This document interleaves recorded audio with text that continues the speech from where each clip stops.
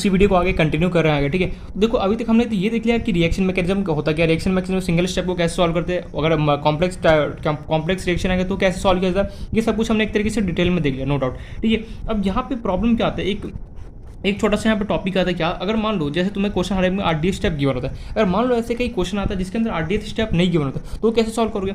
जैसे मान लो जैसे अभी हमने जो भी रिएक्शन पढ़ा उसके अंदर सबसे हमें गिवन होता है स्लोअर स्टेप हमें गिवन होता है, लेकिन कई क्वेश्चन ऐसे होते हैं जिसके अंदर मान लो कि हमें आरडीएफ स्टेप गिवन ही ना, तो कैसे सॉल्व करेंगे। देखो वो टॉपिक हमारे सिलेबस में नहीं है, देखो मेन्स के सिलेबस में तो है नहीं, एडवांस के सिलेबस कभी काल इक्का दुक्का क्वेश्चन आना हो तो बन सकता है, बट उतना ही ज़्यादा इंपॉर्टेंट नहीं, इसलिए मैं उस टॉपिक को स्किप कर रहा हूँ। गॉट पेपर अभी जो हमें स्टार्ट करना है टॉपिक जिसका नाम है पैरेलल रिएक्शन, पैरेलल दिखाई दे रहा है ना, होल्ड ऑन एक सेकंड, हाँ पैरेलल रिएक्शन, या फिर इसको कई बुक वाले, ये भी हमारे सीबीएसई सिलेबस में नहीं but mains point of view से इंपॉर्टेंट है, पैरेलल रिएक्शन या फिर साइड मेंस मतलब जेई मेंस बोलता हूँ, ठीक है, साइड, या फिर इसको दूसरा नाम दिया कि लोगों ने साइड रिएक्शन बोला गया, ठीक है, पैरेलल रिएक्शन और we can say side reaction, दोनों में से कोई भी तुम नाम बोल सकते हो। ये भैया है क्या ये, तो सबसे पहले मैं आगे बढ़ूँ, लेकिन मैं आगे बढ़ूँ उससे पहले मैं एक चीज़ बोलना चाहूँगा, ये जो पैरेलल रिएक्शन और साइड रिएक्शन सिर्फ और सिर्फ किसके लिए वैलिड है, फर्स्ट ऑर्डर रिएक्शन के लिए वैलिड है। तो यहाँ पे लिख लो parallel reaction is valid for, parallel reaction is valid for only first order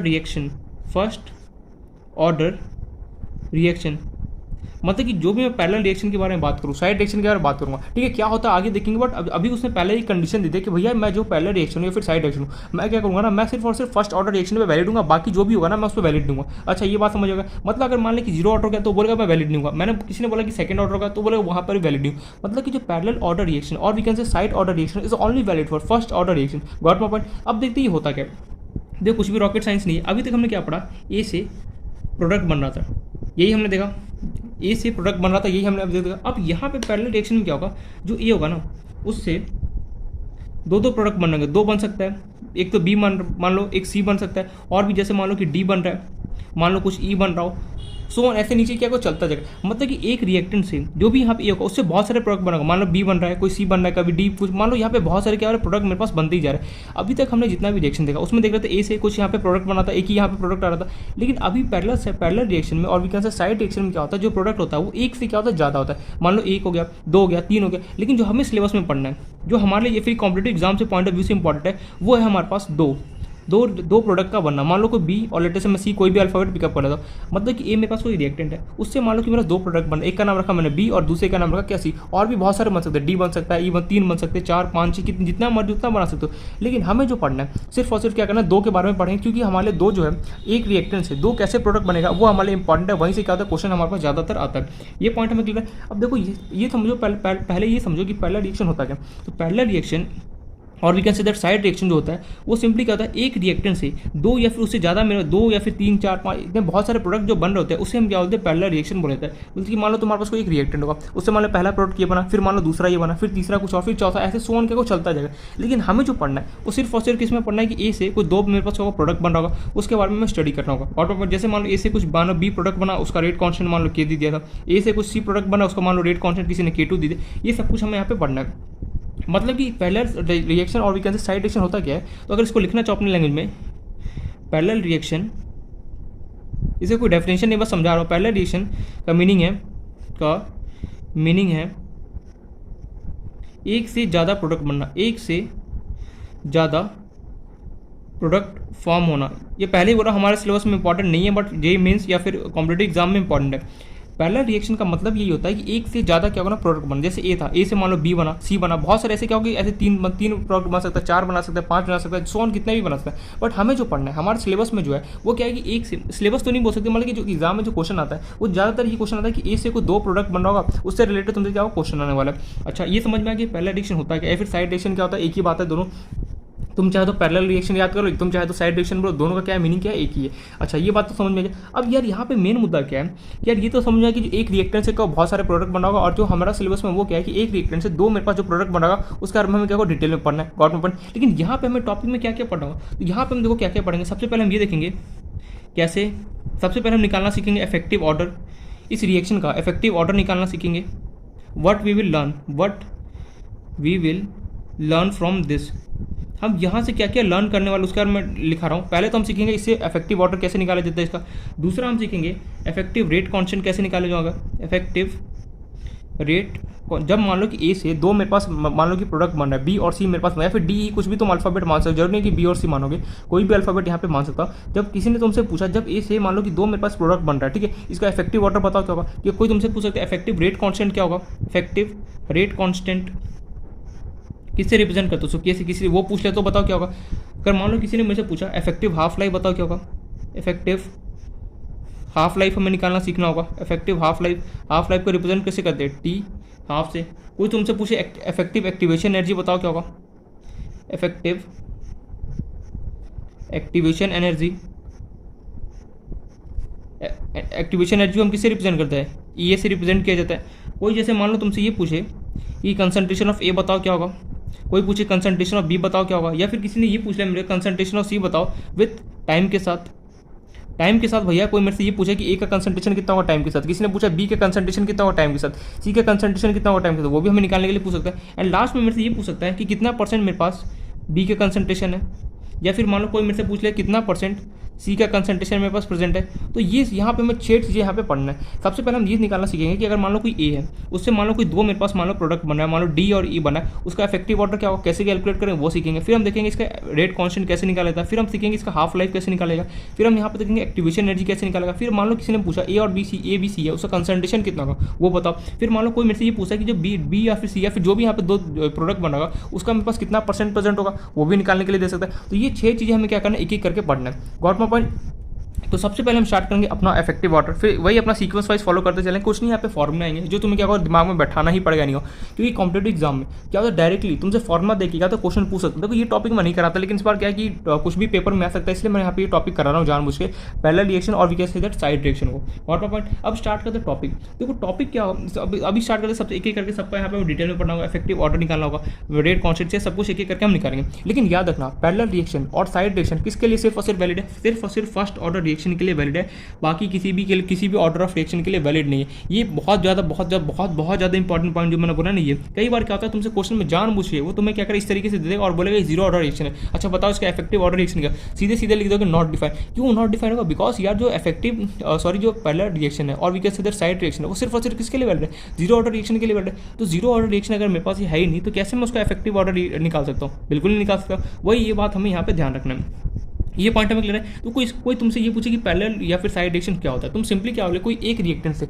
मान लो बहुत सारे जो प्रोडक्ट बन रहा होगा उसे हम क्या बोलते हैं कि पैरेलल रिएक्शन और we can say side reaction हमें बोला जाता है। ये पॉइंट क्लियर। अब देखते हैं इसको कैसे हमें स्टडी करना। तो सबसे पहले जैसे मान लो वापस वही हमें डायग्राम, ए से प्रोडक्ट मान लो कुछ बी बन रहा है, कोई भी अल्फाबेट ले सकते हो जो तुम्हारा मन करे, मैं ए बी सी कुछ भी ले सकते हो, ऐसे कोई जरूरत नहीं कि बी और सी लेना है। अब देखो मन में अगर इस 3 होगा तो क्या कैसे होगा, 4 होगा तो कैसे पढ़ेंगे, उसका यहाँ पे हमारे सिलेबस में मतलब कि हमारा क्वेश्चन आता नहीं है। क्वेश्चन हमें सिर्फ 2 का आता है, इसलिए मैं 2 का यहाँ पे कर रहा हूँ। 3-4 का होगा तो मुझे नहीं लगता वो कभी क्वेश्चन तुमसे पूछेगा, एडवांस में भी 3 या फिर 4 का नहीं पूछा, मोस्टली 2 से ज़्यादा नहीं लिखा, ठीक है, अगर क्वेश्चन बनाना होगा उससे। तो मान लो ए से जब बी प्रोडक्ट बना तो उसका रेट कांस्टेंट था K1, ए से सी बना तो रेट कांस्टेंट मान लो क्या था K2। ये पॉइंट हमें क्लियर है। अब मैं यहाँ से तुमसे जो पूछा तुम ये बताओ, जब ए से प्रोडक्ट बना था बी, ठीक है, जब ए से प्रोडक्ट बन रहा था बी, मुझे इसका रेट कांस्टेंट बताओ क्या होगा, फटाफट बिना टाइम वेस्ट किए मुझे इसका रेट बताओ, लिख के बताओ। तो रेट इक्वल टू क्या होता है, रेट इक्वल टू क्या होगा फटाफट बताओ,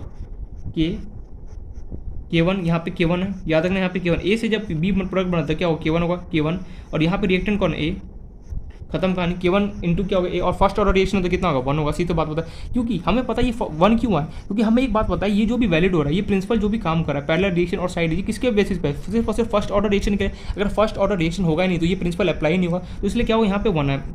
अच्छा अगर मैं तुमसे यहाँ पे ये पूछूँ इसका लेटेस्ट से इसका मुझे इंस्टेंटेनियस रेट बताओ कि लिख के, तो फटाफट बता दो कि मुझे इंस्टेंटेनियस रेट ऑफ रिएक्शन अगर मैं पूछूँ तो कैसे लिखोगे, माइनस लगाओगे, यहाँ पे क्या होगा माइनस लगा 1 लिखोगे, यहाँ पे चेंज इन कंसंट्रेशन किसका हो डी ए डिवाइड बाय ए का क्वेश्चन कितना है 1 इंटू डी2, तो -1 को मल्टीप्लाई करोगे, देखो यहाँ पे ए का क्वेश्चन कितना है 1 इसलिए मैंने लिखा, तो ये कितना हो गया minus D A by D T आ गया।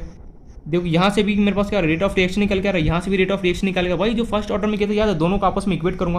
पहले तो मैं फॉर्मूला लिखाना सिखा रहा हूँ कि कैसे तुम फॉर्मूला निकालोगे। सबसे पहले हम देखेंगे यहाँ पे इफेक्टिव ऑर्डर लिख रहे हैं, टॉपिक यहाँ पे लिख सकते हो। पहले हम पढ़ रहे हैं इफेक्टिव ऑर्डर इफेक्टिव ऑर्डर कुछ भी यहाँ पे रॉकेट साइंस से हम यहाँ पे ये सीखेंगे, जब ए से मान लो कि दो प्रोडक्ट बन रहा होगा, इन दैट केस उनका ऑर्डर क्या होगा वो हम यहाँ पे निकालना सीख रहे हैं, इफेक्टिव ऑर्डर। ठीक है, अब दोनों को आपस में इक्वल कर दो, तो ये कितना हो गया, minus D A by D T is equals to K one की पावर k1 इंटू ए की पावर 1 लिखो ना लिखो कोई फर्क नहीं पड़ता। ये तुम्हारे पास यहाँ से रेट निकल के आ गया।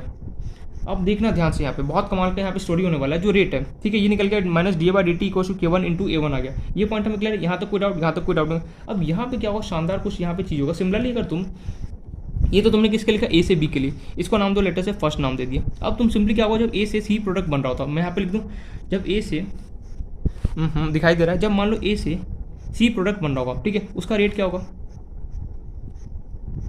तो इसका मैं रेट देखना चाहूँ क्या होगा, ए से सी बन रहा है तो रेट कॉन्स्टेंट कितना है, k2, तो k2 कितना होगा, ए की पावर टोटल ए की पावर कितना होगा यहाँ पे 1, क्योंकि फर्स्ट ऑर्डर रिएक्शन है। अच्छा, इंस्टेंटेनियस रेट ऑफ रिएक्शन लिखना चाहो तो कितना होगा, rate equals to -1 D A divide, इसका क्वेश्चन कितना है 1 इंटू कितना हो गया डी टी। तो यहाँ से अगर मैं लिखना चाहूँ, इसका एक्सप्रेशन लिखना चाहूँ तो क्या हो गया, D A by D T with negative sign equals to k2 into A की पावर कितना क्या बनोगे। इसका नाम दिया था फर्स्ट, इसका नाम दो तुम क्या सिंपली सेकंड, ये रेट इक्वल टू लिख लेना।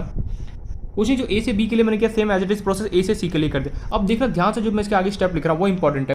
अब मैं सिंपली क्या कर रहा हूँ, देखना ध्यान से, minus D A by D T is equal to क्या लिख रहा हूँ, देखना ध्यान से, k1 इंटू ए की पावर 1 लिखो ना लिखो कोई फर्क नहीं पड़ता, k2 into A.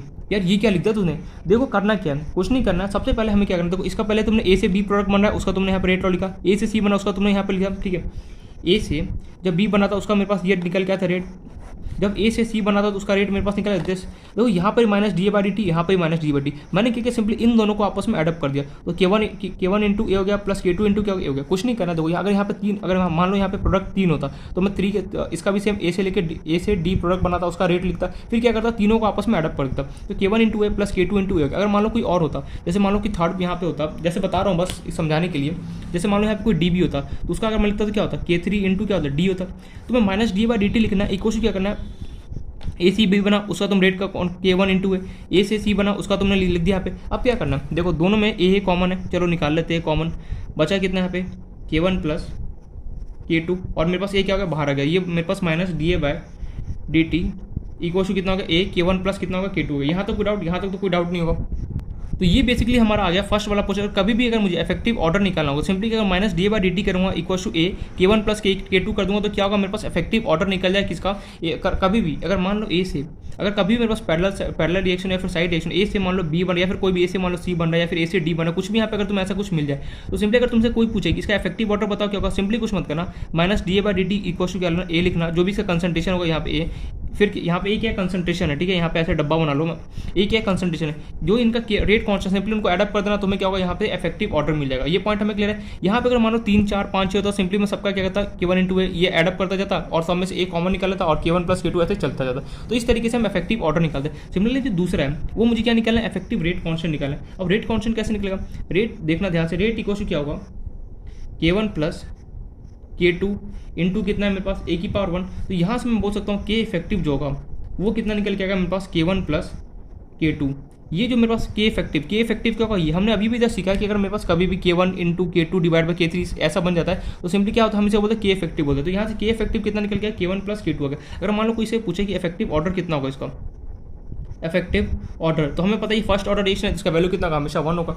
So simple as that. तो मतलब इस तरीके से हमें क्या करना, सॉल्व करना। तो अगर कोई पूछे कि इफेक्टिव ऑर्डर क्या होगा इसका, तो सिंपली बोलोगे 1। और कोई तुमसे पूछे कि अच्छा ये बताओ के इफेक्टिव की वैल्यू कैसे निकल, k1 प्लस k2 कर देना, क्या हो के इफेक्टिव आ जाएगा। अगर मान लो कोई पूछे इसका रेट निकाल के बताओ, अगर कोई मान लो कि ए से मान लो कि बी से, ए से कोई दो प्रोडक्ट तुम्हें बनाने के लिए दे दिया, या फिर 3 भी दे सकता है, बट 2 के लिए बता रहा हूँ। 3 भी देगा तो भी सिंपली यहाँ पे क्या होगा, k3 यहाँ पे ऐड हो जाएगा एक्स्ट्रा। अगर कोई पूछे तुम्हें ए से बी या फिर सी बना दे और तुमसे कोई पूछे उसका रेट बताओ क्या होगा, तो सिंपली किसके equal, minus D A by D T equal to A k1 plus क्या होगा k2 के इक्वल होगा। Got my point. तो यहाँ से हमने रेट निकाल सकते हैं। अगर कोई पूछे के इफेक्टिव कितना होगा तो सिंपली क्या होगा, k1 प्लस k2 कर देना, क्या होगा उसका के इफेक्टिव आ जाएगा।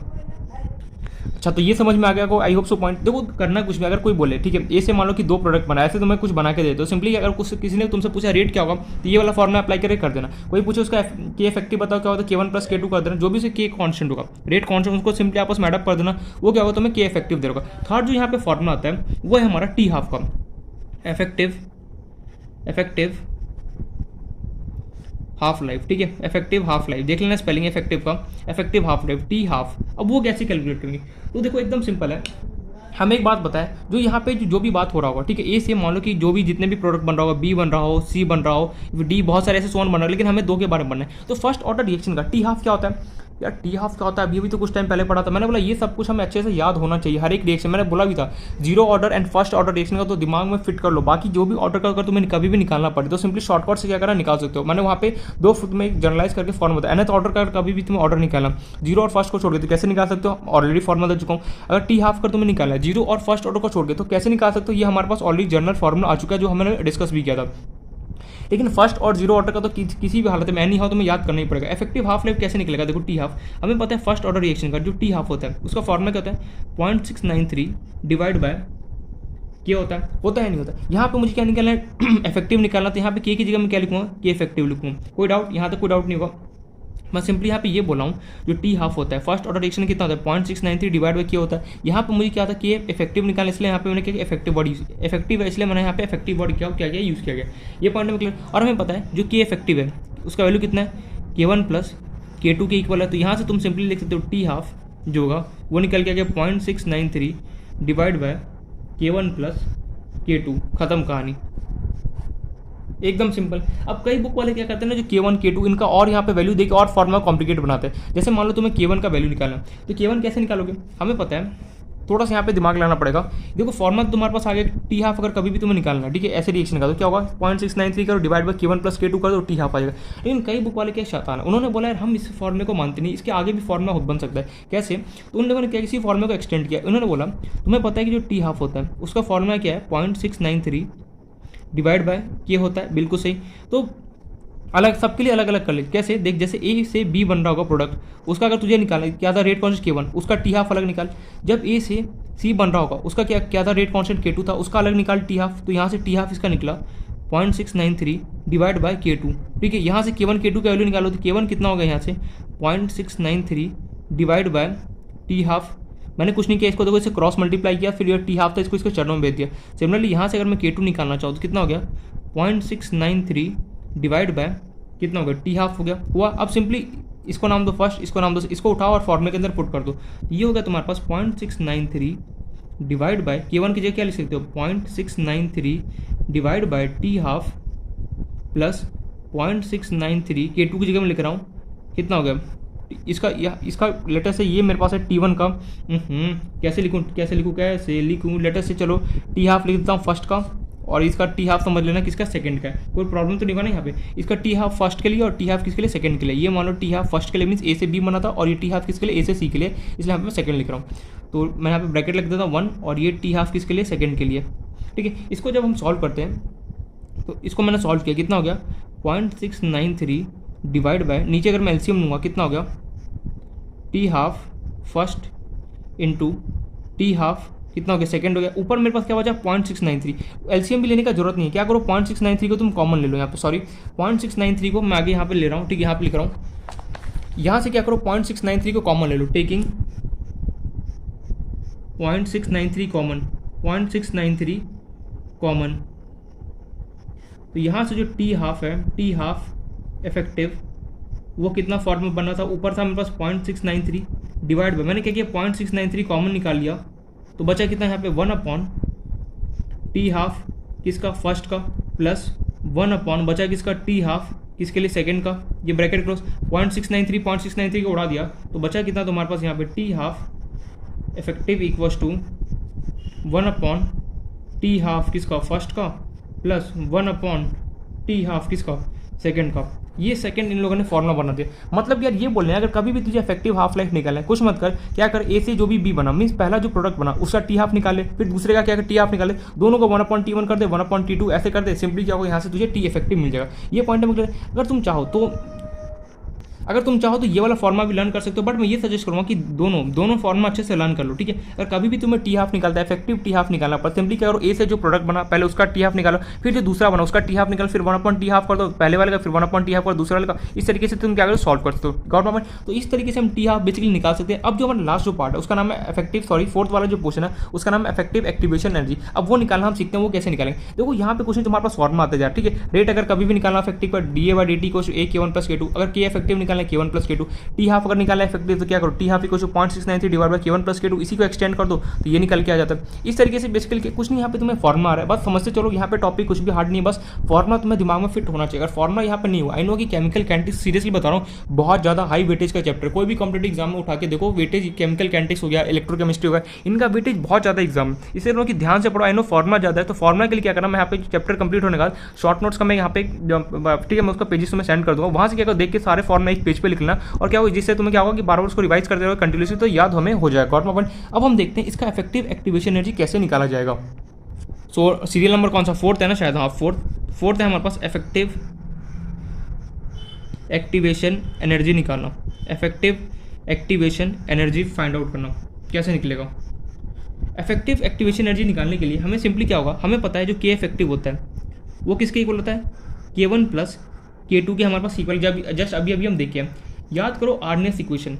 एक्टिवेशन एनर्जी हमने कहाँ पढ़ा था, जो एक्टिवेशन जो मेरे पास एनर्जी था EA, वो हमने कहाँ पे पढ़ा था यार। एक्टिवेशन एनर्जी का इंट्रोड्यूस या फिर जन्म ही मेरे पास क्या होता है, आर्नेस इक्वेशन के अंदर होता है। जो हमारा आर्नेस इक्वेशन था, आर्नेस इक्वेशन, वहीं पे हमने एक्टिवेशन एनर्जी का जन्म देखा था। कैसे जन्म देखा था, हमने आर्नेस इक्वेशन पढ़ा था, हमने आर्नेस इक्वेशन में देखा था क्या होता है, उसका फॉर्मूला क्या होता है यार, इतनी जल्दी भूल जाए, ओहो ये सब याद होना चाहिए। आर्नेस इक्वेशन हमने क्या देखा था, AE की पावर -EA, याद है फिर भूल RT। ये जो यार ये था, यहीं पे इसका एक्टिवेशन एनर्जी का जन्म हुआ था। तो मैं यहाँ पे के इफेक्टिव है, के इफेक्टिव की जगह क्या मैं ऐसे लिख सकता हूँ इसको, A effective E EA effective divide by RT। Similarly इसको अगर मैं K1 की जगह में लिखना चाहूँ क्या लिख सकता हूँ, A1 × E -EA1 divide by RT plus similarly K2 की जगह मैं क्या लिख सकता हूँ, अगर समझ में आए तो बहुत अच्छी बात है, वरना मैं अभी समझा ही रहा हूँ, -EA2 डिवाइड बाय RT। मैंने यार कैसे लिख दिया तूने, मैंने बोला देख हमें पता है जो के होता है, आर्नेस इक्वेशन में देखा था के किसके लिए होता है, AE -EA की पावर RT। यहाँ पर भी है तो यार के ही ना, बस यहाँ पे अटैच क्या होगा, इफेक्टिव वर्ड अटैच हो गया। तो मैंने क्या किया, जो के जैसे मान लो यहाँ पे के की जगह क्या इफेक्टिव वर्ड है, मैंने यहाँ पे के इफेक्टिव लिख दिया, ठीक है। ए की जगह मैंने क्या किया, ए इफेक्टिव कर दिया, ई माइनस यहाँ पे ये था एक्टिवेशन, इसके जगह मैंने क्या इफेक्टिव वर्ड यूज कर लिया, डिवाइड बाय RT वो लिख दिया। सिमिलरली K1 की जगह मैंने क्या किया, ए की जगह मैंने क्या किया, A1 पुट कर दिया। देखो अभी भी तो है ये के ही, बस यहाँ पे एक्स्ट्रा टर्म आ K1, तो यार यहाँ पे 1 लगा दे, यहाँ पे 1 लगा दे, और एक्टिवेशन एनर्जी में 1 लगा दे। सिमिलरली क्या किया, A2 में भी ये था, यहाँ K2 में भी सिमिलरली यहाँ पे A2 लगा दे और यहाँ पे A2 लगा दे। लेकिन मेरा सवाल क्या है, यहाँ पे इफेक्टिव एक्टिवेशन एनर्जी निकालना, मतलब कि मुझे EAF का वैल्यू निकालना है। अब कैसे निकाल जाए, देखो इसका जो प्रोसेस होता है बहुत ज़्यादा लेंदी होता है, इसलिए मैं डायरेक्ट फॉर्मूला लिख रहा हूँ। हम सिंपली क्या करते हैं, इस पूरे को डिफ्रेंशिएट करते हैं, differentiate with respect to temperature. इस पूरे को हम क्या करते हैं, इस पूरे इक्वेशन को हम डिफरेंशिएट करते हैं। डिफरेंशिएशन क्या होता है, मैथ्स में पढ़ोगे, जैसे इंटीग्रेशन होता है, सेम एज इट इज क्या होता है, डिफरेंशिएशन होता है। हम इस पूरे को टेम्परेचर के रिस्पेक्ट में क्या डिफरेंशिएट करते हैं, और यहाँ से जो मेरा फॉर्मूला निकल के आता है वो आता है। मैं डायरेक्टली लिख रहा हूँ, डिफरेंशिएट नहीं कर रहा हूँ क्योंकि बहुत ज़्यादा वो लेंदी हो जाएगा। तो डिफरेंशिएट करने के बाद कुछ इस तरीके से निकल के आता है, K effective into EA effective is equals to K1 into EA1 plus K2 into EA2। मतलब अब मन में सवाल है ये कैसे आ गया, तो देखो इसमें इतना ज़्यादा सोचना नहीं है, बस ये सोचना हमने इसको डिफरेंशिएट किया होगा, ठीक है। हमें फॉर्मूला से मतलब है, डिफरेंशिएट करके मेरे पास कुछ इस तरीके से आया, के effective into E effective equals K1 into A1 plus K2 into 2। मुझे यहाँ पे E इफेक्टिव चाहिए था, सिंपली से इसके चरणों में भेज दिया, तो क्या हो गया, E इफेक्टिव इक्वल्स टू कितना निकल के आ गया, K1 into EA1 plus K2 into EA2 divide by के इफेक्टिव, और के इफेक्टिव का वैल्यू क्या था, K1 प्लस K2। इस तरीके से बेसिकली हमारा एक्टिवेशन एनर्जी निकल के आता है। अगर कभी भी मान लो A से मान लो कुछ प्रोडक्ट बना B से मान लो कुछ प्रोडक्ट बना C, जो भी है इसका K1 था, इसका K2। अगर कोई पूछे इसका एक्टिवेशन एनर्जी क्या होगा तो कैसे निकालूँ, सबसे पहले मैं B का एक्टिवेशन निकालूंगा A1, ठीक है, फिर मेरे पास C का एक्टिवेशन निकालूंगा, गिवन होगा K1 K2 को यहाँ पे लिखूंगा, और सिंपली इस तरीके से मैं क्या करता हूँ, E इफेक्टिव में निकाल सकता हूँ यहाँ से। E एक्टिवेशन एनर्जी निकल के यहाँ पर E ए इफेक्टिव है, गॉट माय पॉइंट। तो इस तरीके से हम एक्टिवेशन एनर्जी निकालते हैं, इसका फॉर्मूला नंबर निकालता है ई ए ई इफेक्टिव को K1 E1 plus K2 A2 divide by के इफेक्टिव। अगर कोई पूछे इफेक्टिव एक्टिवेशन एनर्जी बोलो कितना होगा, तो सिंपली ये वाला फॉर्मूला अच्छे से याद होना चाहिए। तो ये तो क्या फोर्थ फॉर्मूला। अब लग रहा है यार ये हो क्या रहा है, मैं कुछ बस फॉर्मे पढ़ रहा हूँ। सबसे पहले मैंने रेट निकालना सीखा, फिर मैंने के इफेक्टिव निकालना सीखा, फिर टी हाफ निकालना सीखा, फिर मैं एक्टिवेशन एनर्जी देख रहा हूँ कैसे निकाला जाए। तो आई नो कि यहाँ पे फॉर्मुला ज़्यादा है, बट क्या कर सकते हो, फॉर्मुला तो हमें पढ़ना पड़ेगा। कोई यहाँ पे मेरे पास भी कोई ऑप्शन नहीं है कि मैं शॉर्टकट बता दूँ और सारा फॉर्मुला निकल जाए, नहीं, ऐसा कोई यहाँ पे शॉर्टकट अभी तक बना नहीं है।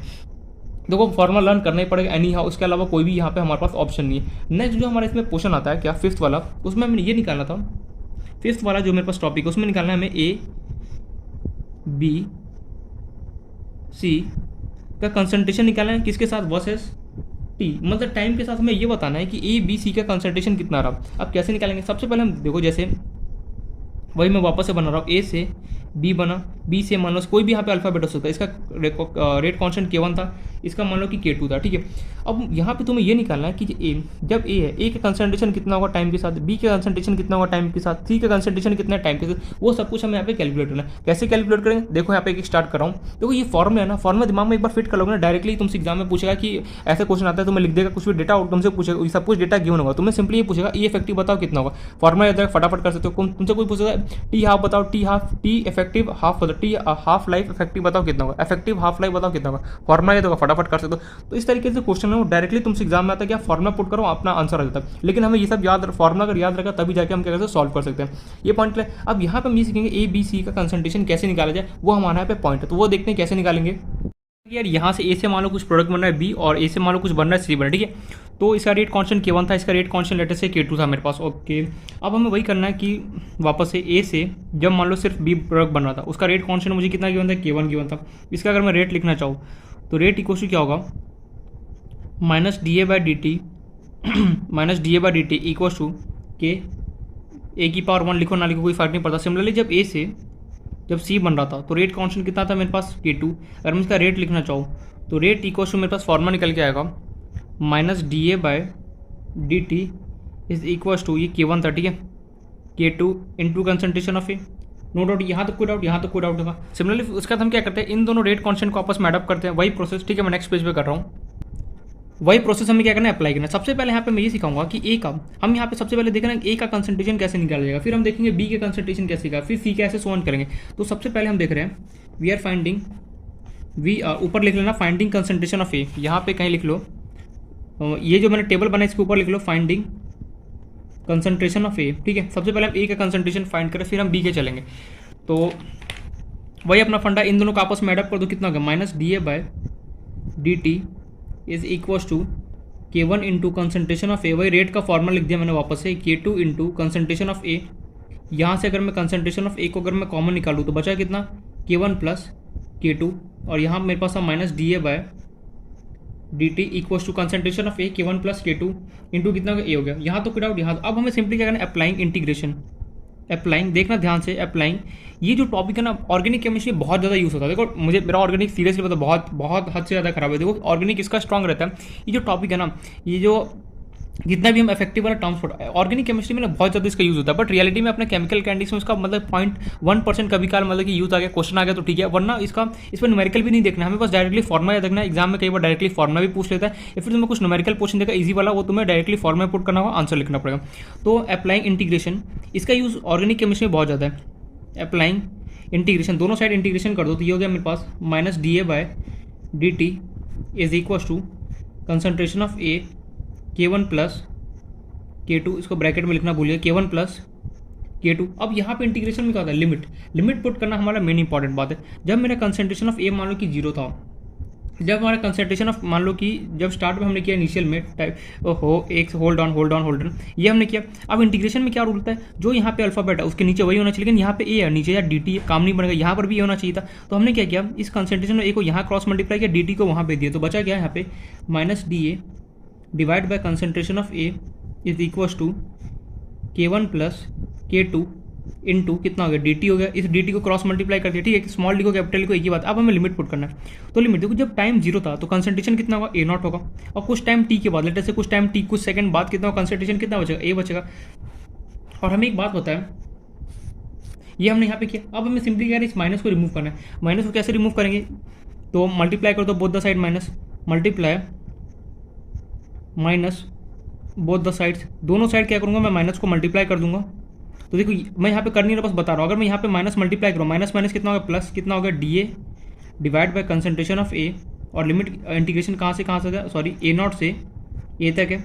यहाँ पे क्या होगा, एक माइनस मेरे पास एक्स्ट्रा एडअप हो जाएगा, तो ये हो गया मेरे पास माइनस 0 से T K1 plus K2 into कितना हो गया डी टी, गॉट पॉइंट। अब हमें इंटीग्रेशन अप्लाई करना है। अब बताओ 1 अपॉन, देखो डी ए जो मेरे पास डी ए लिखा हुआ है, डी ए अपॉन इंटीग्रेशन, और अंदर में क्या ए गिवन है, क्या मैं इसको ऐसे लिख सकता हूँ 1 upon A into D A, बिल्कुल लिखता हूँ। अब ये बताओ इंटीग्रेशन के अंदर 1 अपॉन ए किसका इंटीग्रेशन होता है, 1 अपॉन एक्स बोलो हमारे पास, बस मुझे इतना बता दो 1 अपॉन एक्स किसका इंटीग्रेशन होता है। ये हम ऑलरेडी डिस्कस कर चुके, कैमरा में दिखाई नहीं दे रहा क्या, एक सेकंड, अब क्लियर दिख रहा है। मेरा यहाँ पे क्वेश्चन ये कि 1 अपॉन एक्स किसका इंटीग्रेशन होता है। अभी जस्ट मैं कुछ टाइम पहले बताया था कि हमने अभी कुछ टाइम पहले इंटीग्रेशन में मैंने फॉर्मूला बताया था कि 1 अपॉन एक्स किसका इंटीग्रेशन होता है। फटाफट मुझे क्विकली बताओ यार 1 अपॉन एक्स किसका इंटीग्रेशन था। अगर ये फॉर्मूला याद नहीं है तो मैं वापस बोला बहुत ज़्यादा प्रॉब्लम आने वाला है। इंटीग्रेशन का मैंने पूरा फिजिक्स में पूरा फॉर्मूला लिखा था, पूरा फॉर्मूला दिमाग में फिट होना चाहिए मोस्टली, मतलब कुछ का बेसिक्स तो याद होना चाहिए।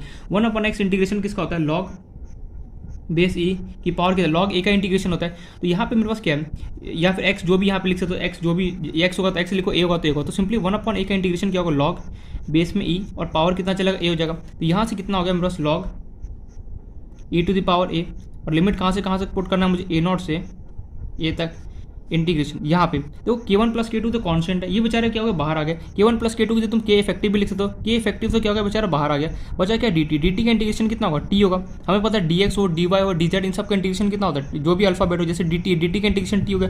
लिमिट कहाँ से कहाँ था 0 से 2, एक बार अपर लिमिट एक बार लोअर लिमिट। तो जो a है a की जगह मैं पुट करूँगा अपर लिमिट मेरे पास क्या है लॉग a माइनस एक बार lower limit log e, a की जगह क्या होगा ए नॉट पुट होगा equals to minus K effective एक बार टी की जगह अपर लिमिट क्या है मेरे पास कैपिटल टी पुट कर जो मन करे, कैपिटल टी माइनस एक बार लोअर लिमिट टी माइनस कितना होगा 0।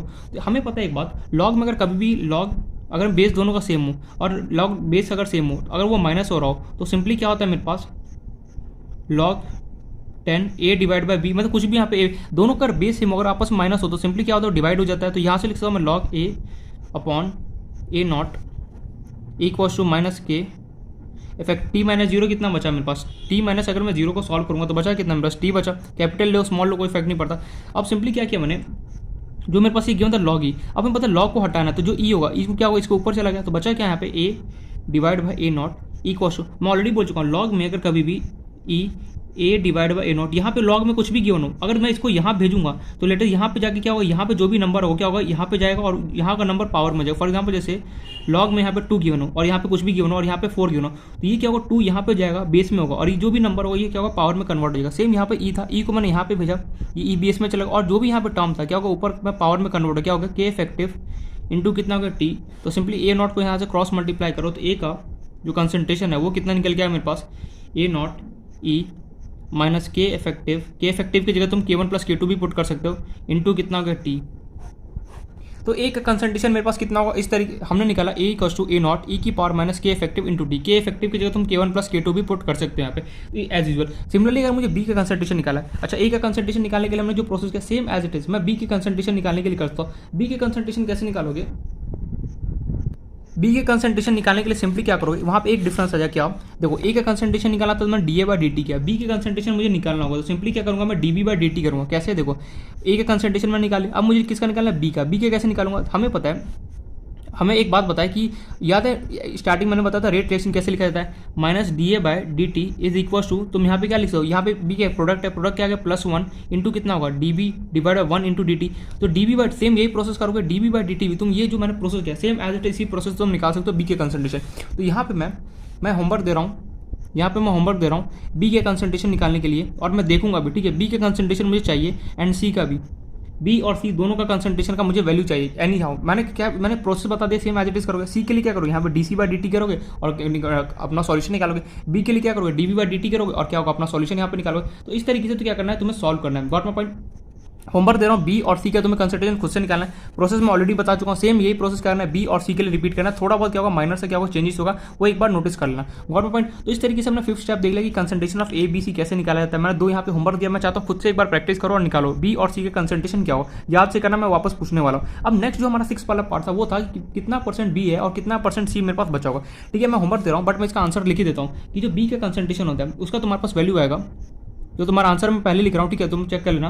बी का कंसंट्रेशन आएगा K1 A naught divide by कितना होता है K1 प्लस K2, या फिर K इफेक्टिव भी लिख सकते हो, 1 माइनस ई K1 plus K2 into T. Similarly जब सी का कंसंट्रेशन होगा वो निकल के आएगा तुम्हारे पास K2 into A naught divide by K1 plus K2 1 minus E की पावर K1 प्लस K2, यहाँ पे माइनस लगाना मत भूलना, यहाँ पे minus K1 plus K2 into T. ये बी का कंसंट्रेशन, ये क्या हो सी का कंसंट्रेशन कैसे आएगा, ये तुम्हें खुद से क्या करना है, डराइव करना है। मैंने कैसे करोगे, मैंने पूरा प्रोसेस A to Z बता दिया। Got my point. So I hope, so मैं ये उम्मीद करता हूँ कि तुम बी और सी का कंसंट्रेशन निकालो। क्या वैल्यू था मैंने उसका आंसर यहाँ पे ऑलरेडी मेंशन कर चुका हूँ। अब तुम्हें खुद से कहना है बी और सी का यहाँ पे कंसंट्रेशन निकालना है। लास्ट जो पार्ट इस क्वेश्चन का हमारे पास बचा वो था हमारे पास क्या कि % ऑफ बी एंड % ऑफ मुझे बताना था सी मेरे पास कितना होगा लेफ्ट, वो हमें निकालना है। कैसे निकालेंगे वो एकदम इससे भी सिंपल है। तो क्वेश्चन का जो हमारा लास्ट पार्ट है जिसका नाम है 6th, वो था हमें ये बताना कितना % बी का होगा, % ऑफ मुझे बी बताना था। कैसे निकलेगा, कितना % बी मेरे पास होगा। सिंपली कुछ मत करो, सिंपल सा फॉर्मूला है, लिखो b divide by total concentration कर दो, b plus concentration of c into 100, खत्म कहानी। और जो कंसंट्रेशन ऑफ बी है उसको क्या लिख सकते हो, K1 into x divide b के कंसंट्रेशन वही K1 इंटू एक्स प्लस सी के कंसंट्रेशन को लिख सकते हो K2 इंटू एक्स इंटू कितना हो गया 100। अगर कभी भी तुम्हें बी का परसेंटेज निकालना हो कितना होगा, K1 into x divide by K1 x plus K2 x into 100। कैसे निकला, बी के concentration divide by total concentration कर दो। सिमिलरली अगर तुम्हें % ऑफ सी बताना कितना % मेरे पास सी बचा है, क्या होगा, ऊपर क्या लिखो जिसका तुम्हें निकालना है, concentration of C divide by total concentration of B plus concentration of C किसके इक्वल होगा, बी के सी को कंसंट्रेशन क्या लिख सकते हो, सॉरी इंटू 100 लगाना भूल गया, इंटू 100। इसी को और क्या लिख सकते हो, कंसंट्रेशन ऑफ सी को लिख सकते हो तुम K2 इंटू एक्स, बी के कंसंट्रेशन क्या लिख सकते हो K1 इंटू एक्स प्लस सी के कंसंट्रेशन को मैं लिख सकता हूँ K2 इंटू एक्स इंटू 100। अगर कभी भी बी के कंसंट्रेशन का परसेंटेज निकाला हूँ K1 x divide by K1 x plus K2 x into 100, similarly c का अगर कभी भी कंसंट्रेशन निकाला हूँ तो ये वाले फॉर्म में से मैं निकाल सकता हूँ। ये पॉइंट क्लियर हो गया। तो आई होप सो समझ में आ गया कि किस तरीके से हम कभी भी जो हमारा इफेक्टिव वाला पार्ट है, मीन्स पैरेलल साइड बोलो या फिर पैरेलल रिएक्शन बोलो या फिर साइड रिएक्शन बोलो, किस तरीके से सॉल्व होता है। देखो मैं पहले यहाँ पे एक चीज़ बताना चाहूँ, क्लियरली बोल रहा हूँ, जो पैरेलल वाला टॉपिक है, पैरेलल रिएक्शन और साइड रिएक्शन जो टॉपिक है, ये मोस्टली जो है ना वो ऑर्गेनिक केमिस्ट्री में बहुत ज़्यादा यूज होता है। बट फिर भी हमें केमिकल कैंडी सारे फॉर्मे हमें पता होना चाहिए। कई बार एग्जाम में डायरेक्टली तुम्हें क्या होगा, फॉर्मे भी पूछ लेता है, जैसे तुमसे पूछा फर्स्ट ऑर्डर का बताओ इफेक्टिव T½ बताओ कितना होता है, सिंपली पूछ सकता है। तो इसलिए हमें फॉर्मा भी अच्छे से पता होना चाहिए और मैंने कैसे क्या किया ये हमें अच्छे से पता होना चाहिए। अब यहाँ पे क्वेश्चन है यार, हमने फॉर्मा तो देख लिया, अब इसका यूज़ बता, इसका एग्जाम्पल क्या हो। तो देखो इसका जितना भी एग्जाम्पल है सारा ऑर्गेनिक केमिस्ट्री मतलब, तो मुझे ऑर्गेनिक देखो सीधे से बता रहा हूँ, गलत क्या बताना, ऑर्गेनिक केमिस्ट्री मुझे उतना अच्छे से नहीं आता, इसलिए मैं यहाँ पे कोई गलत एग्जाम्पल नहीं दूंगा। देखो इतना हमारे लिए बस फॉर्मुला इंपॉर्टेंट था जो हमने अच्छे से कर लिया। यहाँ पे ऑर्गेनिक केमिस्ट्री में जब पढ़ोगे कभी, वैसे मुझे लगता है कि ऑर्गेनिक केमिस्ट्री क्या है कि उसमें ये सब बहुत ज़्यादा यूज़ होता है, कितना % बी बचा, कितना सी बचा, अच्छा ये फर्स्ट ऑर्डर है ब्ला दिस दैट, तो वहाँ पे इसका ज़्यादा यूज़ होता है। बट हमारे लिए उतना इंपॉर्टेंट नहीं है। ऑर्गेनिक केमिस्ट्री जब पढ़ोगे तो वहाँ पे रिएक्शन मैकेनिज्म में पूरा डिटेल में बताया जाता है, जो कि मुझे कुछ भी नहीं आता है। सीरियसली बताओ गलत क्या, और जो सही है वो सही है, जो गलत है। इसलिए बोला कि मैं यहाँ पे एग्जाम्पल नहीं दिया, मैं नहीं चाहता गलत एग्जाम्पल देकर टाइम वेस्ट करूँ। इससे बेस्ट है कि फॉर्मा अच्छे से देख लो। एग्जाम में क्या होता है कई बार डायरेक्टली फॉर्मा ही पूछ लेता है या फिर 0.1% चांस है कि इससे क्वेश्चन है, बट फिर भी मैंने यहाँ पे एडिशन बता दिया ताकि यहाँ पे कोई भी टॉपिक मिस आउट ना हो। देखो यहाँ पे एक तरीके से हमारा केमिकल कैनेटिक्स का पूरा द एंड होता है। हमने पूरा डिटेल में एक पॉइंट हमने पढ़ा यहाँ पे केमिकल कैनेटिक्स का। सबसे इंपॉर्टेंट इस चैप्टर में क्या है, first order reaction and zero order reaction, पूरा डिटेल में अच्छे से पढ़ना। And Arrhenius equation, first order reaction, zero order reaction, Arrhenius equation और मॉलिक्युलरिटी, ये टॉपिक जो है ना ये बहुत ज़्यादा यहाँ पे इंपॉर्टेंट टॉपिक, जो कुछ भी यहाँ से पूछा जा सकता है। इसलिए इस चारों टॉपिक पर अच्छे से कमांड बनाना। अब मैं क्या करूँगा, फॉर्मुला का जो लिस्ट है मैं वहाँ पे तुम्हें दे दूंगा, तो उस सारे फॉर्मुला क्या नोट डाउन कर लेना किसी पिन पेज में निकाल के, एंड इसे क्या डेली उसको रिवाइज करते रहना, जिससे क्या हो सारा फॉर्मुला तुम्हें क्या लर्न हो जाएगा। ये पॉइंट में क्लियर है। अब हम देखो शॉर्ट नोट्स बनाने के इतना टाइम नहीं कि तुम सबका शॉर्ट नोट्स बनाओगे, इसलिए मैं क्या करूँगा, मैं स्क्रीनशॉट भेज दूंगा, स्क्रीनशॉट उसे क्या करना, सिंपली उसको देख के नोट डाउन करना, वो तुम्हारा शॉर्ट नोट्स होगा। कभी भी तुम्हें केमिकल कैंडिस रिवाइज को सिंपली उस पिन पेज को उठाना और क्या करना, पॉइंट्स पढ़ लेना, क्या होगा तुम्हें इजीली सारा कुछ लर्न हो जाएगा वहाँ पे, या फिर समझ में आ जाएगा। अब तुम्हारा काम क्या है कि ढेर सारा यहाँ पे प्रैक्टिस करो, ठीक है, जितना मैंने बताया प्रैक्टिस करो, और जो क्वेश्चन दिया, क्वेश्चन का जो शीट मैंने दिया था उसको क्या करो अच्छे से प्रैक्टिस करो, अपने आप क्या होगा केमिकल कैंडिस यहाँ पे कंप्लीट होगा। सबसे हाई वेटेज का चैप्टर माना जाता है केमिकल कैंडिस, इलेक्ट्रोकेमिस्ट्री, ये सब फिजिकल केमिस्ट्री के हाई वेटेज वाले चैप्टर। तो यहाँ पे हमारा केमिकल कैंडिस पूरा कंप्लीट होता है। ऑल द वेरी बेस्ट, अच्छे से पढ़ो खूब सारा, ठीक है। तो अपना नेक्स्ट जो चैप्टर है वो देखते हैं क्या हमें स्टार्ट करना है।